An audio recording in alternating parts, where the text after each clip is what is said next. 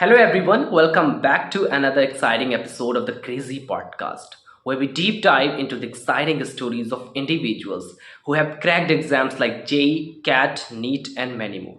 Today, I'm super excited to introduce our distinguished guest, Mr. Sohan Rai. He is currently pursuing an MBA at the prestigious IIM Bangalore, and his strong corporate work ethic is truly remarkable. We are super excited to learn from his remarkable journey. Hi, sir. A warm welcome to the Crazy Podcast. We are truly honored to have you here today. Thank you very much. And let's begin. Yeah, let's jump right in. So, sir, could you please tell us a bit about your background and your journey to IIM Bangalore? Okay, so I am basically engineer. So I did my undergraduation from Veer Surendra University of Technology, Burla, which is state government college in Odisha. I did my graduation in mechanical engineering. After which I worked for about 3 years in Hindalco Industries Limited, Aditya Birla Group, in operations role, and after which I joined IIM Bangalore in 2022. So now I am currently in second year. Okay, great, sir. So now let's talk about some specific CAT questions. So, sir, I would like to ask you कि आपकी CAT जब आप prepare कर रहे थे तो different sections को आपने कैसे टैकल किया? आपकी क्या स्ट्रैटेजी रही थी? Okay, so first of all पहले तो ये जानना ज़रूरी है कि like which is your strong suit, because अभी क्या होता है कि I believe that for means I believe this now also that जो आपका स्ट्रॉन्ग सूट है उस पर आप काम करोगे ज़्यादा तो आपको ज़्यादा बेनिफिट मिलता है, rather than कि if you try to conquer all your weak points then you might not be able to. But having said that, it's also important कि आपका जो weaker sections है उस पर भी आप फोकस करें. For me, especially, I had a very hectic job. I had to work 6 days a week, and it was very hectic with all the shifts and everything. So sleep के लिए time मिलता नहीं था, तो पढ़ाई के लिए तो भूल जाओ. But still, I managed to take out like 3 to 4 hours daily, and I used to practice daily. So never means I was never fortunate to give full length mocks.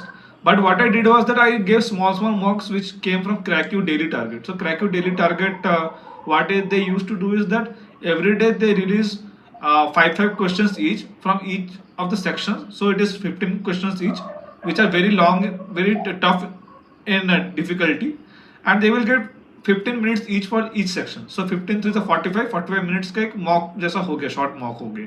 तो उसके बाद वो मॉक टाइप के questions को practice करने के बाद means after attempting that they used to give solutions.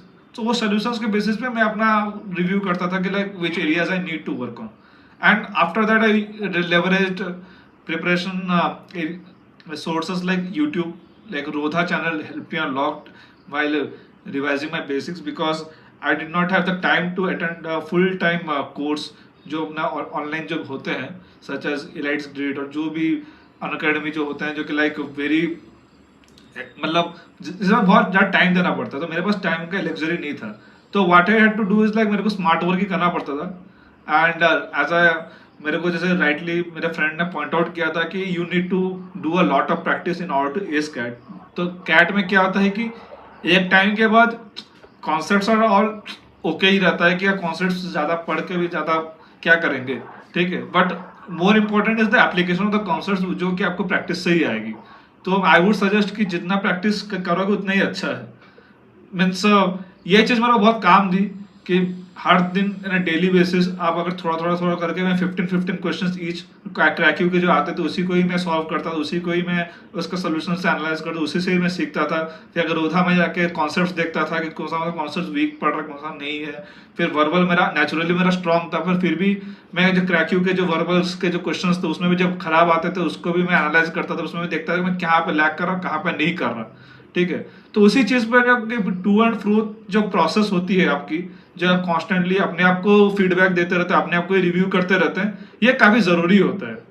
और मोस्ट इम्पोर्टेंटली डिसिप्लिन बहुत ज़्यादा मैटर करता है कि it is very easy to lose focus. कि आप सुनने में बहुत आसान लगता है कि डेली 3-4 घंटा बैठना है, देना है एग्ज़ाम के लिए, आपको नंबर्स क्रैक करने होते हैं, आपको नंबर सॉल्व करने होते हैं, इट लुक्स इजी, बट जब आपका जॉब आ जाता है, आपका फैमिली का रिस्पॉन्सिबिलिटीज आ जाती है, वो कुछ ना कुछ आते रहता है, तो it is very difficult to keep focus. और एक बार आपका फोकस अगर टूट जाता है तो उसके बाद ये डिसिप्लिन में फिर से वो बैक टू वो प्रीवियस लेवल में आना बहुत ही मुश्किल हो जाता है। तो इसके लिए मैं बोलूँगा कि ये जो ध्यान रखना बहुत जरूरी है कि you have to always keep in touch with what is ultimate goal, कि आपको गोल क्या है, कि आपका गोल ये है कि means working that extra hour to gain that workplace recognition और giving that extra hour somehow in the CAT exam to score well. क्योंकि ऐसा भी बहुत सारे टाइम आते हैं कि जहाँ पे आपको बोला जाता है स्ट्रेच गोल्स लेना पड़ता है, कि आपको ऑर्गेनाइजेशन में बहुत ज़्यादा काम करना पड़ता है, स्ट्रेच लेना पड़ता है, बट आपको डिसाइड करना है कि आपको क्या चीज़ पर मतलब प्रायोरिटाइज करना जरूरी है। Because you cannot go on prioritising a certain section of your work, जो कि उसको ही आप प्रायोरिटाइज करते रहे तो आपको बाकी चीज़ें छूट जाएंगे। तो आपको हर चीज़ में बैलेंस मेंटेन करना रहता है। सेम चीज़ भी बाकी चीज़ों में भी है। साउंडिंग वेरी बेसिक, बट इसी चीज़ को फॉलो किया तो इसी से ही मेरा मतलब थैंकफुली मेरा कैट निकल गया। That's all I have to say. Okay great sir, जो आपकी जर्नी रही है ना कैट निकालने की, बहुत ही ज़्यादा इंस्पायरिंग रही है, क्योंकि you were doing full time job along with that, आप प्रिपेयर कर रहे थे कैट के लिए भी, एंड आपने बोला कि सोने का टाइम नहीं मिलता था तो आप पढ़ते थे। It's really inspiring for all of us. Now my next question is कि यहाँ पे आपका जीडी और पीआई एक्सपीरियंस कैसा रहा था, एंड जीडी में किस तरीके के टॉपिक्स पूछे जाते हैं? First of all I would like to say कि IIM बैंगलोर में जीडी होती नहीं है। ओह। वो एक रिटन एबिलिटी टेस्ट होता है और एक मतलब एसओपी होती है जो आपको सबमिट करना होता है, उसके बाद आपका पीआई आता है। तो जीडी होती नहीं है। तो आपको अगर देखेंगे तो रिटन एबिलिटी टेस्ट होता है कि आपका करंटली जो यूजुअली जो करंटली जो टॉपिक्स चल रहे हैं, जो हॉट टॉपिक्स चल रहे हैं देश दुनिया के बारे में, यूजुअली वो सब रहता है जो मतलब देश और दुनिया के बारे में जो सोशल इकोनॉमिक पॉलिटिकल कल्चरल जो भी इश्यूज चल रहे हैं, आप अपने रोजमर्रा की जिंदगी में देख रहे हैं कि मान लीजिए कि कहीं पर नारी उत्पीड़न हो रहा है तो उसके ऊपर एक आगे आके आपको उसके ऊपर आपका निबंध लिखना है, कि उसके ऊपर लिखना है कि प्रोज एंड कॉन्स, ऐसा क्वेश्चन फ्रेम ही रहता है, ठीक है।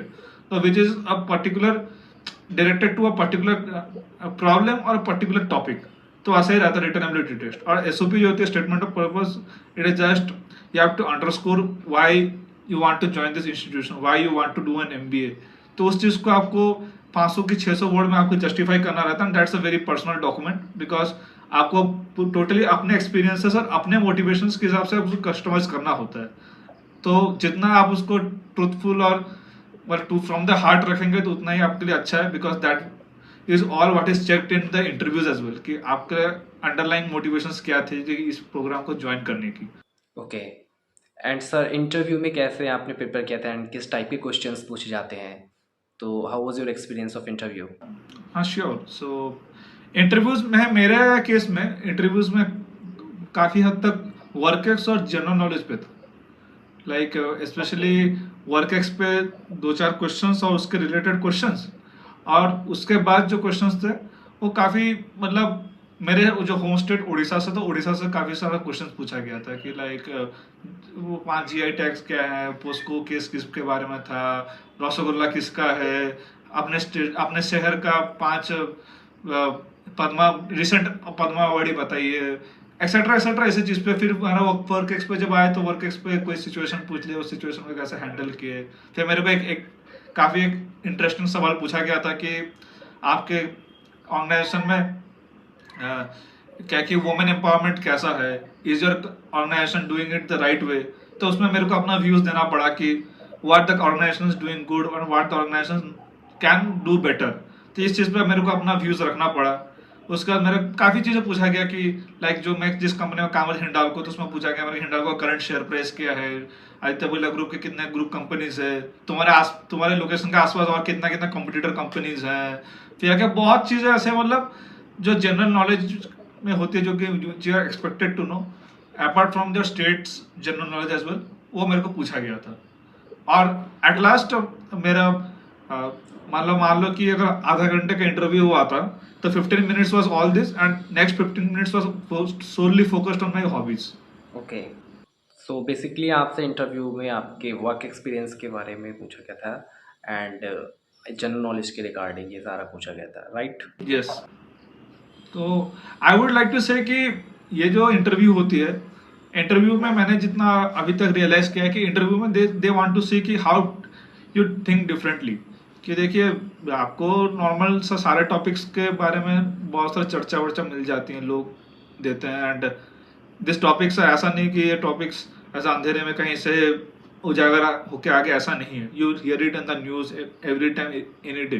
पर आप अगर मान लीजिए कुछ अगर हटके अगर बता पा रहे हैं जो कि किसी ने एक्सपेक्ट नहीं किया होगा, आप ऐसा कुछ व्यू दे रहे हैं जो कि बहुत कम ही लोग ऐसा व्यू देते हैं, तो वो सब चीज़ें बहुत मैटर करती है। Because they want to see your thinking ability और कैसे आप किस पर्सपेक्टिव में आप सोच रहे हैं। बिकॉज जो लोग एक ही क्वेश्चन, एक ही चीज़ पे अगर कोई चार लोगों के चार अलग अलग राय होती है, जो मतलब बहुत ओपिनियनेटेड या फिर पॉलिटिकल क्वेश्चन या सोशो इकोनॉमिक क्वेश्चंस जो होते हैं काफ़ी ओपिनियनेटेड होती है। और उसमें भी जो थोड़ा सा हटके जो होता है, जो थोड़ा सा वो तभी आता है कि आप अगर मान लीजिए बहुत सारे ऐसे करंट अफेयर्स की न्यूज़ देखते हैं कि लोगों का प्लस माइनस या फिर लेफ्ट राइट दोनों चीज़ों को ही आप व्यूज को अगर स्टडी करते हैं, उसके बाद उसका एनालाइज करते हैं, तो तभी जाके ऐसा ऐसा टाइप का कमेंट्री आप कर पाएंगे। तो it is very similar to an UPSC style of interview. मैं नहीं बोलूंगा कि टोटली यूपीएससी जैसा ही होता है, पर यूपीएससी में भी जैसा कुछ कुछ जगह पे आपको कोई पोजीशन लेने के लिए बोलेंगे कि कुछ कुछ सोशल की, इकोनॉमिक की, कोई भी तरह का टॉपिक में पोजीशन लेने बोलेंगे, तो वो आपका यही सोच देखना चाहते हैं कि आप किस पर्सपेक्टिव में सोच रहे हैं, हाउ यू थिंक। ऐसा तो नहीं कि जो मेन स्ट्रीम वाले जो सोचते हैं कि नहीं ऐसा ही होना चाहिए, आप भी अगर मेन स्ट्रीम जैसा है तो आपके अंदर क्या अलग है फिर। तो मेरे केस में मेरे को लगता है वही हुआ था। Okay, great, sir. Thank you for sharing your experience. And now I just want to ask a question कि I am Bangalore, Ahmedabad, Calcutta, ये क्या स्पेसिफिक डिमांड करते हैं? क्योंकि आईएम्स तो बहुत सारे हैं, लेकिन क्या यहाँ पे 10th एंड 12th के मार्क्स भी मैटर करते हैं एंड ग्रेजुएशन के? लाइक 99% आता है क्या तभी कॉल आएगा आपके पास, ऐसा कुछ होता है सर? तो प्लीज़ शेयर योर एक्सपीरियंस। देखिए, 99 स्कोर आना कैट का इज नॉट नेसेसरी, बिकॉज मैं खुद जनरल इंजीनियर मेल कैंडिडेट हूँ। एंड मेरा 99 परसेंटाइल नहीं था, मैं 97.64 परसेंटाइल था। बट मेरा एकेड्स अच्छे थे, टू बी ऑनेस्ट, मेरा 999 प्रोफाइल था। बट इरेस्पेक्टिव ऑफ दैट, मैंने भी लोगों को देखा है कि with not so good acads and not so good percentile have also made it here. अगर वो जनरल कैटेगरी के भी होने के बावजूद में they have also made it here. So I would say कि interviews matter a whole lot. देखिए, आपका जो कॉल आता है वो कॉल आपके हाथ में नहीं होता है। मतलब मैं आपको फ्रैंकली बता दूं कि आपको जो इंटरव्यू कॉल आती है वो आपके हाथ में नहीं होता, क्योंकि जो आपने यूजी में कर लिया या फिर 10th 12th में कर लिया, you can not reverse it, right. आप ना कि उसको रिवर्स कर सकते हैं, ना कि आप अपना कैटेगरी को बदल सकते हैं रातों रात। आप कुछ कैटेगरी को बदल नहीं सकते, तो आपका जो है वो है। पर आप क्या चीज पे आप फोकस कर सकते हैं? क्या फोकस कर सकते हैं? अगर जीडीपीआई या वैट, एसओपी, ये सब का अगर अपॉर्चुनिटी आता है तो आप उसको अपना बेस्ट दे सकते हैं। बिकॉज मैं जैसा देखता हूँ कि अभी जब कम्युनिटी में, हमारे प्रिपरेशन कम्युनिटीज में जो होती है कि students are very much focused on like जो पास्ट में जो घटना घट चुकी कि नहीं मेरा तो ऐसा है, मेरा तो 10th में अच्छा नहीं है, मेरा तो फलाना नहीं है, मेरा तो यूजी में फलाना नहीं है, ये नहीं है, वो नहीं है, मेरा कैटेगरी नहीं है, मेरा ये नहीं है, वो नहीं। तो वो सब जो अनकंट्रोल जो हमारे हाथ में नहीं है उसको लेके बहुत चिंतित रहते हैं। पर मैं तो बोलूंगा कि आई वुड सजेस्ट कि stop thinking about what is not in your hand. I would definitely से कि कॉल आना तुम्हारे हाथ में नहीं है, आपके हाथ में कैट का एग्जाम देना रहता है। कैट का एग्जाम भी दे दिए तो ठीक है, वो भी एक इरिवर्सिबल चेंज हो गया। पर उसके बाद आपका अगर जीडीपीआई का कॉल आ जाता है तो आप उस जीडीपीआई में एस कर सकते हो। आपको दो चांस मिलते हैं, कैट के एग्जाम पे अच्छा स्कोर करने का चांस मिलता है और एक जीडीपीआई में अच्छा करने का चांस मिलता है। पर इसके अलावा आपका चांस नहीं है। तो उसके बाद तो सारा चीज आपका प्री डिफाइंड ही है, आपका वर्क एक्स प्री डिफाइंड। आप जितना दिन काम करेंगे उतना आपका वर्क एक्स चढ़ेगा। एट 10th 12th यूजी में जितना लाए वही आपका यहाँ पे चढ़ेगा। तो वो सब चीजें तो मतलब प्री डिफाइंड ही होती है। तो आई वुड सजेस्ट, आप यही मेरा कहना रहेगा कि जो हमारे हाथ में उसी पे ही फोकस करना चाहिए। जो हमारे हाथ में नहीं उस पर सोच के ज़्यादा कुछ फायदा नहीं है, क्योंकि उससे क्या नेगेटिविटी ज़्यादा बढ़ती है और लोग ज़्यादा चिंतित हो जाते हैं और बिना मतलब का टेंशन है वो। जबकि हमको टेंशन इस बात पे लेना चाहिए कि कैसे हमारा कैट स्कोर बेटर हो। अगर मान लीजिए ये साल अगर अच्छा नहीं गया and you opt for giving for another year, then you should focus on कि क्या गलत गया जिसकी वजह से हम और भी अच्छा कर सकते थे। क्या हमसे का टाइम देना नहीं हुआ, या फिर हमारा प्रिपरेशन स्ट्रेटेजी में हमने ये चीज़ पे फोकस नहीं की जिसकी वजह से हमारे स्कोर कम आए, या there can be number of reason. वो सब चीज़ों में इंट्रोस्पेक्ट करने में ज़्यादा फायदा है रादर देन कि 9 10 10 12 में अच्छा स्कोर कर लेते तो आज ज़िंदगी मालामाल होती, तो वो सोच के कुछ फ़ायदा नहीं है। Okay, thank you so much sir for sharing this information. क्योंकि मुझे मैं भी यही मतलब सोचता रहता था कि 10th 12th के मार्क्स भी मैटर करते हैं एंड ग्रेजुएशन के, जो मैंने देखा था ये यूट्यूब पे अभी तक। बट आपने अभी जो बताया इससे मुझे बहुत ही ज़्यादा मोटिवेशन मिला, बिकॉज मेरे 90s में तो नहीं आए थे। So I was always perplexed कि पता नहीं क्या होगा आगे जाके in future. And thank you so much for sharing this information. इससे मुझे मोटिवेशन मिला खुद ही। And one thing I would like to know कि बहुत सारे लोग बोलते हैं ना, जैसा कि आप कैट निकाल लो या फिर जेई निकाल लो फिर लाइफ सेट हो जाती है। बट क्या सच में लाइफ सेट हो जाती है? एंड आपने जब IIM बैंगलोर में एडमिशन लिया तो आपको क्या चैलेंजेस आए हैं अब तक, और सबसे बड़ा चैलेंज क्या रहा एंड उसको आपने कैसे टैकल किया? देखिए, अगर बोलूँगा तो लाइफ कुछ हद तक आसान हो जाती है, टू बी ऑनेस्ट। मैं ये झूठ नहीं बोलूँगा कि आपको एक बहुत बड़ा प्लेटफॉर्म मिलता है, बहुत बड़ा मंच मिलता है जहाँ पे आप बहुत कुछ सीखते हो। आपको एक अच्छा पीयर ग्रुप मिलता है जिसके जो भी आपके जितना इक्वली टैलेंटेड या फिर आपसे भी ज़्यादा टैलेंटेड है, तो आप उतना अच्छे अच्छे लोगों के साथ उठते बैठते हो, तो आपको एक सेंस ऑफ कंपटीशन होता है, साथ साथ लर्निंग का भी बहुत अपॉर्चुनिटीज मिलता है। तो ये सेंस ऑफ कंपटीशन जो होती है वो कभी कभी लोग उससे ओवरवेल्म भी हो जाते हैं, जिसकी वजह से लोग घबरा जाते हैं कि नहीं अभी वो तो मेरे से ज़्यादा बेहतर है, तो हम थोड़ा सा पीछे हैं, तो क्या कर सकते हैं। तो ऐसा this is very natural to think about कि अगर कहीं जाएंगे तो हर किसी को लगता है कि वो मीन्स, ये कहावत सुनिए ना कि आपसे बेहतर हमेशा कोई एक रहेगा, तो वो यहाँ पर भी वही चलती है। बट मैं बोलूँगा कि मेरे लिए जो सबसे पर्सनली जो मेरे लिए एक बड़ा चैलेंज आया था कि मैं 3 साल बाद फिर से एकेडमिया में घुसा, तो मेरे को या पढ़ाई वढ़ाई करने में थोड़ा सा प्रॉब्लम आई कि नहीं, कि वो जो अभ्यास होता है वो अभ्यास छूट जाता है। But that is not impossible कि यार आप फिर से आप कर लेते हो तो हाँ फिर से हो जाती है। और रहा बात ABC जैसे कॉलेजेस में, ABC जैसे कॉलेजेस में प्लेसमेंट मतलब बहुत काफ़ी डिसेंट होते हैं, तो हर कोई किसी ना किसी को कुछ ना कुछ अपॉर्चुनिटीज मिल जाती है।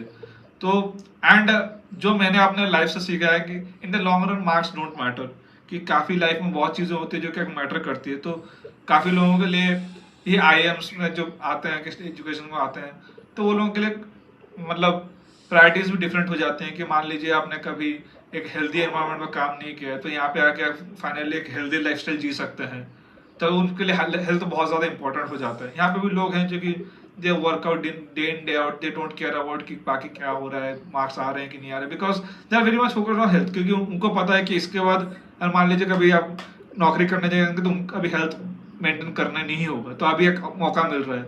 अभी मान लीजिए किसी को कि जैसे मैंने कभी स्विमिंग सीखा नहीं था, पर मैंने यहाँ पे आके मैं ट्राई कर रहा था स्विमिंग सीखने का। मुझे पता है कि इसके बाद मैं जाऊँगा तो मेरे को स्विमिंग सीखने का मौका मिले कि ना मिले, काम के इतना चक्कर में क्या कि पता चलेगा कि क्या स्विमिंग पूल देखने का मौका नहीं मिला। पर यही टाइम है कि अपने हॉबीज या पैशंस को परस्यू करने का।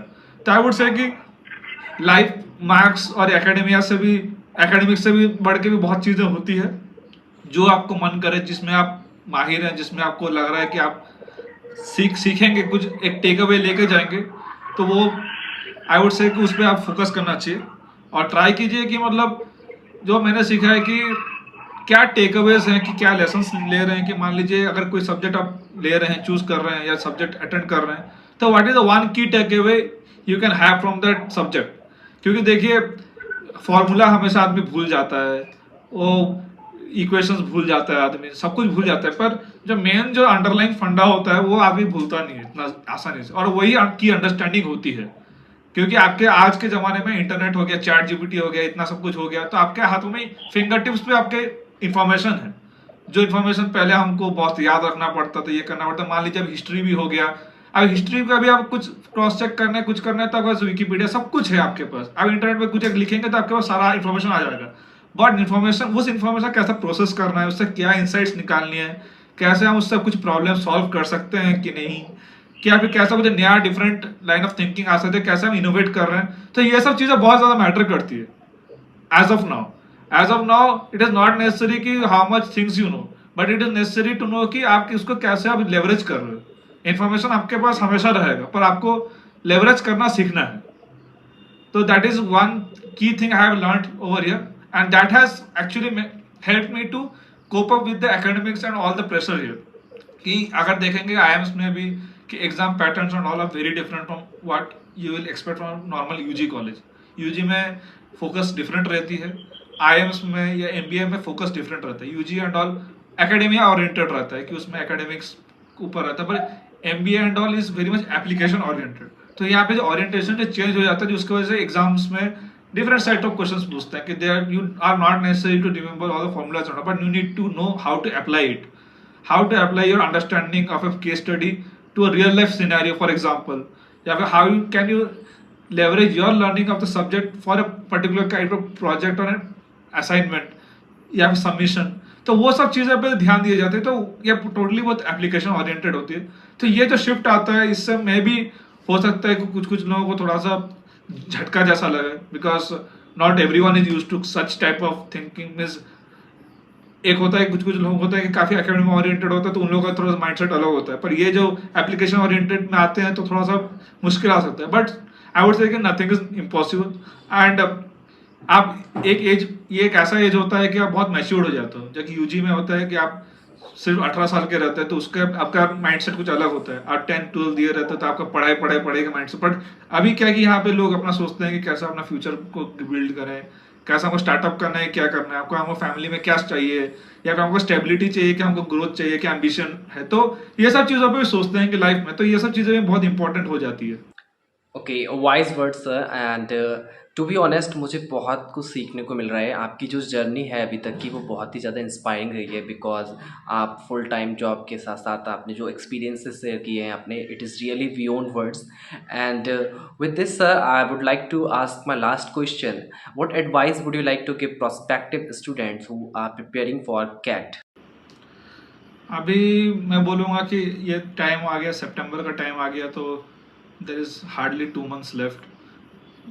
तो आई वुड सजेस्ट कि आप मॉक्स काफ़ी सारा दीजिए, फुल लेंथ मॉक्स दीजिए। टाइम IMS क्रैक की बहुत सारा कंपनीज आजकल मॉक्स देती है, मॉक्स आपको मिल जाएगा आसानी से। मॉक्स पे पैसा खर्चा कीजिए, आप मॉक्स को दीजिए, रिलीजियसली दीजिए, और उसका जो एनालिसिस कीजिए कि अगर जो सोल्यूशंस आता है उसको सोल्यूशंस का एनालाइज करके आप इंटरप्रेट कीजिए कि what went wrong, what went well, आपका क्या स्ट्रॉन्ग सूट है, आपका क्या वीक सूट है।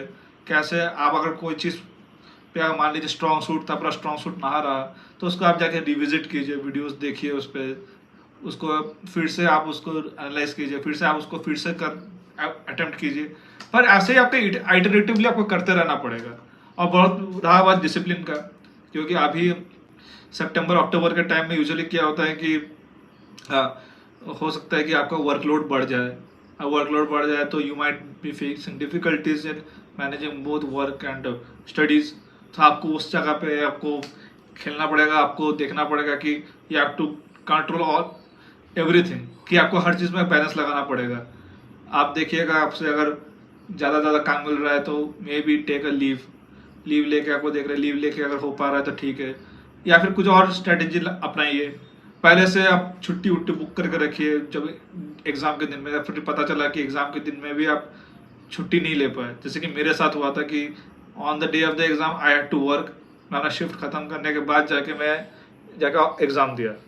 तो I had to do such type, मेरे को छुट्टी वुट्टी कुछ मिली नहीं थी, and that was on a day और संडे, एंड मेरे को संडे भी काम करना पड़ता था। तो मेरे लाइफ में ऐसा था। तो ऐसा गलती माफ करें। एंड लोग बोलते हैं कि यार आदमी भूल जाता है, ये होता है, ऐसा कुछ नहीं है। आपने अगर मेहनत से प्रिपेयर किया, आपने मेहनत से आपने किया, तो आपका माइंड में रहेगा।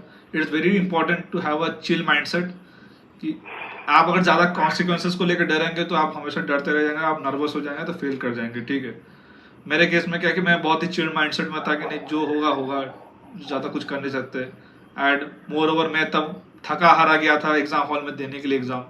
तो उसके अंदर भी मैंने, आंखों में इतना नींद आ रही, मैं सुबह से मतलब जग के मतलब ऑफिस में ही था। सुबह 6 बजे से मेरी शिफ्ट चालू होती है, 6 से 2 शिफ्ट रहती है। तो मान लीजिए मैं 5 बजे उठता हूँ, फिर आगे दिन भर था, फिर मेरा 3-3:30 बजे एग्ज़ाम था। मैंने मानो पूरा दिन भर मैंने सोया ही नहीं, पर उसके बावजूद मैं एग्ज़ाम लिखा, इतना नींद आ रही थी फिर भी। तो वो कैसे हुआ? मैंने जितना अपने साल भर में जितना प्रिपरेशन का जो भी मैंने किया, तो उसी दिन ही वो तब रंग आती है। तो आप ये जो स्ट्रेस इन्वायरमेंट में जो एग्ज़ाम देने का जो प्रैक्टिस होता है, ये आपको मॉक से ही आएगा। अगर आप मान लीजिए बहुत कंट्रोल्ड एनवायरनमेंट में एग्जाम देते हैं तो आपको क्या है कि वो फील नहीं होगी, पर आप जाके मान लीजिए सेंटर पे देते हैं या फिर आपको खुद को टाइम करके देते हैं कि नहीं आप खुद को टाइम करेंगे, कुछ इंटरेक्शन नहीं करेंगे, तो ऐसा जब सिमुलेशंस में आप एग्जाम्स देते हैं तो that is very much different, what I mean to say. तो वो चीज़ का वो ध्यान रखना है कि, और रहा बात तो लीव का, तो मैंने कवर कर लिया कि आपको लीव वीव्स भी आपको स्ट्रैटेजिकली लेना है सो दैट आपको एग्ज़ाम किसी भी हालत में मिस ना हो। और ये भी है कि अभी टाइम है कि अपना प्रिपरेशन को और भी थोड़ा सा स्पीड करना है, और 2 ही महीने की बात है, 2 ही महीने में आप अगर बहुत अच्छा अगर मॉक्स वॉक्स करके कर लिए देन वेरी गुड। क्योंकि मैंने देखा है कि यार 90% ऑफ द एस्पिरेंट्स, जितना मेरा मेरे एक्सपीरियंस में, सब कोई ये टाइम में इतना मतलब हेक्टिक हो जाता है काम के साथ एंड ऑल कि they lose sight of that thing, and उन सब मॉक्स वॉक्स का वो हैबिट छूट जाता है। वो हैबिट छूटने के बाद इतना आलस लगता है कि उसके बाद वो फिर से कम बैक करना is very very difficult. It is very easy to continue already going thing then it is and to start a thing from zero. अगर एक बार वो चीज़ जीरो पे आ जाए फिर से जीरो से उसको मोटिवेट करके वो प्रीवियस लेवल पे लाना बहुत बहुत मुश्किल है। तो ये चीज़ का वो ध्यान रखना है। देखिए बहुत it is very easy to get demotivated जब आपका स्कोर कम आता है, जब आपका मॉक एज एक्सपेक्टेड नहीं जाता, या फिर जो आपका स्कोर एक्सपेक्ट करो उस हिसाब से नहीं आता, या फिर जो टॉपिक में चाहते हैं कि आपका सुधार हो वो सुधार नहीं आती। पर उससे अगर आप डिमोटिवेट होकर काम वाम नहीं करेंगे या फिर उस पर काम नहीं करेंगे तो नुकसान आपका है। तो rather than taking the demotivation as a negative thing, I would do taking that low marks is the demotivating thing, आप उसको मोटिवेटिंग चीज़ों पे उसको कन्वर्ट करने की कोशिश कीजिए कि जैसे आप डे बाय डे हर दिन आपको वो मोमेंटम बना रहे। या फिर अगर एक बार डिमोटिवेट होकर छूट जाएगा तो आप भी आपके पीछे रह जाएंगे, मीन्स वो मार्क्स वैसा का वैसा पड़ा रहेगा, उतना पैसा फालतू का वेस्ट होगा। तो उससे अच्छा है कि आप जितना हो पाए धीरे धीरे कीजिए, हर दिन कीजिए, आपको डेफिनेटली रिजल्ट्स मिलेगा।